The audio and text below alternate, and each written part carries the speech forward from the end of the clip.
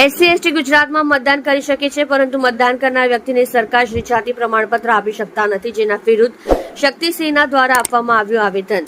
શક્તિ સેના charitable trust હવે ગુજરાત સરકારની બેધારી તલવારની નીતિ સામે સંપૂર્ણ લડત આપવાના મૂડમાં જોવા મળી રહ્યું છે, પરંતુ જો જવાબદારી રાજ્યના માથે જાય તો ગુજરાત સરકાર દ્વારા જાતિ પ્રમાણપત્ર માંગવામાં આવે તો 1960 અને 1978માં ગુજરાતમાં સ્થપાયેલ કાયમી વસવાટના પુરાવાની માંગણી કરી જનતાને મૂર્ખ બનાવે છે। લોકોને પડી રહેલી આ મુશ્કેલીઓના કારણે શક્તિ સેના ચેરિટેબલ ટ્રસ્ટ સરકાર સામે જોરદાર જવાબ ઉઠાવ્યો છે। શક્તિ સેવા ચેરિટેબલ ટ્રસ્ટ અને શક્તિ સેના સંગઠન ઓલ ઇન્ડિયા પેન્થર સેના દ્વારા 27/6/2024ના રોજ સુરત શહેર કલેક્ટર કચેરી અને સામાજિક ન્યાય અધિકાર વિભાગમાં એક આવેદન આપવામાં આવ્યું હતું કે જે ગુજરાત રાજ્યમાં આપણા SC/ST સમુદાયના લોકોએ જાતિ પ્રમાણપત્ર આપવામાં આવતું નથી। જો આપવામાં આવે તો પણ તેના પર પરપ્રાંતીય સિક્કો લગાવવામાં આવે છે, જેના કારણે અમારા બાળકો સરકારી નોકરી કે શિક્ષણ મેળવી શકતા નથી અને સરકારી યોજનાઓનો લાભ મેળવી શકતા નથી।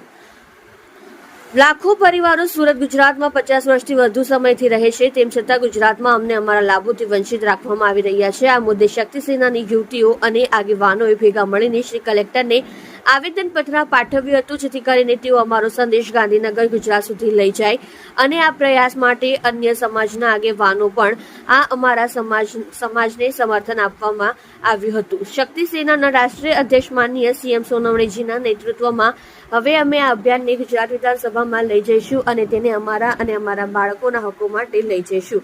હવે સુરત શહેરના તમામ આંબેડકરવાદી લોકો સાથે મળીને આ લડાઈ લડશે, જેથી અમારી આ અરજી પત્રક જેમાં સબમિટ કરવાનું છે તે કટ ઓફ તારીખ સ્વીકારવી જોઈએ, જેમાં આ આવેદનપત્ર માનનીય ધનસુખ રાજપૂતજી, ઉત્તર ભારતીય સમાજના આગેવાન CM સોનવણે, દલિત સમુદાયના નેતા કલ્પેશ બારોટ, OBC સમાજ આગેવાન કોંગ્રેસ વિપુલ ઉદનાવાલા, મહાવંશીય SC સમાજ આગેવાન કોંગ્રેસ સાગર દીપક શેરસાટ, શક્તિ સેના યુવા ટ્રસ્ટી અધ્યક્ષ જીતેન્દ્ર સાલુંકે, શક્તિ સેના સુરત પ્રમુખ રાજેન્દ્ર યાદવ, શક્તિ સેના સુરત યુવા પ્રમુખ રેખાબેન રાઠોડ, શક્તિ સેના સુરત મહિલા પ્રમુખ રંજનાબેન સેંદાને, શક્તિ સેના સુરત મહિલા ઇન્ચાર્જ આ તમામ સજ્જનો ઉપસ્થિત રહી કલેક્ટરશ્રીને આવેદનપત્ર આપવામાં આવ્યા હતા। તમે જોઈ રહ્યા છો live India Today news channel. Reporter મનોજભાઈ સાથે, કેમેરામેન રમેશભાઈ જયસ્વાલની સાથે। मेरा नाम CM सोनवण है, शक्ति सेना राष्ट्रीय अध्यक्ष, बहुजन समाज युवा आगेवान। आज सूरत शहर कलेक्टर कचहरी में आवेदन पत्र देने का कारण यही है कि गुजरात में जन्मे हुए युवा बच्चे, हमारे माता पिता जिनका यहाँ पे जन्म होने के बावजूद भी हमें गुजरात की सुख सुविधा लाभ नहीं मिल पाते, उसका कारण है जातीय प्रमाण पत्र। हमारे बच्चों को स्कूल के अलावा सरकारी नौकरियों में, लाभों में सरकारी, यहाँ पे भी हमें जातीय प्रमाण पत्र की वजह से रोक दिया जाता है। जब हम जातीय प्रमाण पत्र के लिए सामाजिक न्याय अधिकारी के पास जाते तो वो 1998 का ठहराव दिखाते कि 1960 में गुजरात महाराष्ट्र अलग हुआ था, उसका डॉक्यूमेंट लेके आओ।